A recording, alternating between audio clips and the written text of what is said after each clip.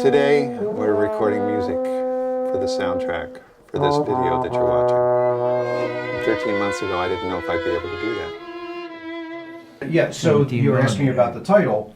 So the title comes from the fact that my friend Michael McGuire was diagnosed with cancer this past year. It's called The Good Side of the Grass, because that's where he is. On the good side of the grass. Here we go.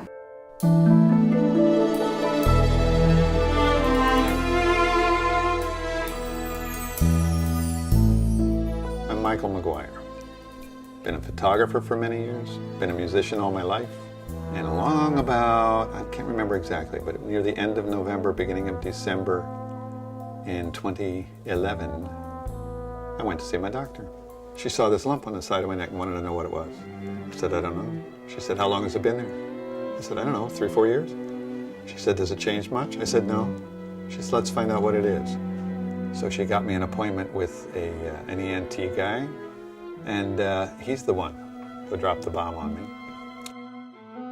A tumor here and a tumor at the base of my tongue, which I knew nothing about. It's already the size of a golf ball, and I didn't even know it was there. Had no symptoms, had nothing.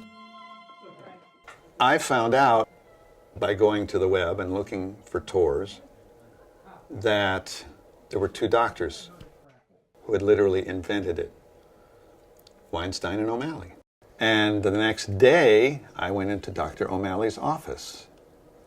And there was this guy in there with so much energy that it was just spilling all over the room. Tors is designed to have the optimal outcomes for the right patients, and that's fairly broad, but it's not everyone. So I don't think we want to say Tors is the standard. It is a standard of care, and it's a new standard of care that didn't exist before. Michael had a pretty darn big tumor, cancer, in the back of his tongue that had what we call metastasized or spread to his neck.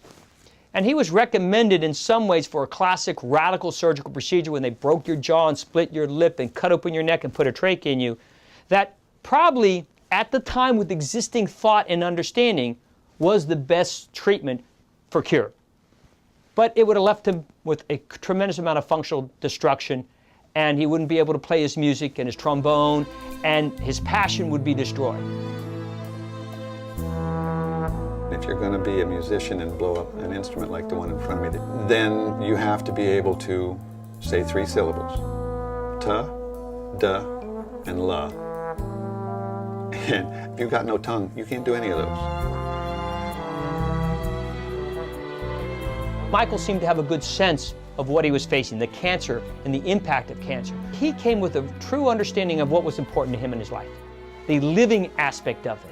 So when he expressed to us what he was looking for, it wasn't just cure, it was the components of maintaining his passion. And he was able to do that in a very clear way. There was no decision to be made. There was no alternative to what I needed to have happen. So that's when we set the appointment. Tors is transoral robotic surgery. It's a constellation of surgical procedures that were invented, co-invented by myself and my partner, Dr. Greg Weinstein, here at the University of Pennsylvania. When we saw what the Da Vinci system, robotic surgery, was capable of, we realized this was an aha moment. It's using high-end robotic surgical equipment, 3-dimensional visualization, in which we work within the mouth or through the mouth of a patient who has cancer in the back of the mouth, in the tongue, in the throat, and remove the cancer in a very low-invasive or minimally invasive way. It's so important to create procedures that will allow patients to get back on with their lives.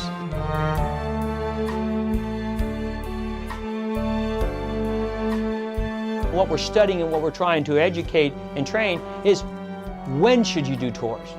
What is the right candidate? It's not, I have a hammer and everyone's a nail. That's an old style and a non-personalized and I think outdated way of looking at treating cancer or treating any disease. We need to understand the patients. And patients like Michael challenge us. I get copies of that, show my family. There's a culture of Penn, of innovation, of stepping outside the box and moving forward to advance patient care, or education, or aspects of research that will lead eventually to patient care. The only way I can really describe what it really means to me to have all of that done is to tell you what happened right after the surgery. They didn't wake me up for 2 days. When they did, one of the things they wanted to do was to ask me if I could say my name. And I was ready to do that, but first I had to say 3 syllables. And I raised a finger and I said, ta-da-la. Tors for me, in a long word, is salvation. The big fat horn you hear on this soundtrack is me.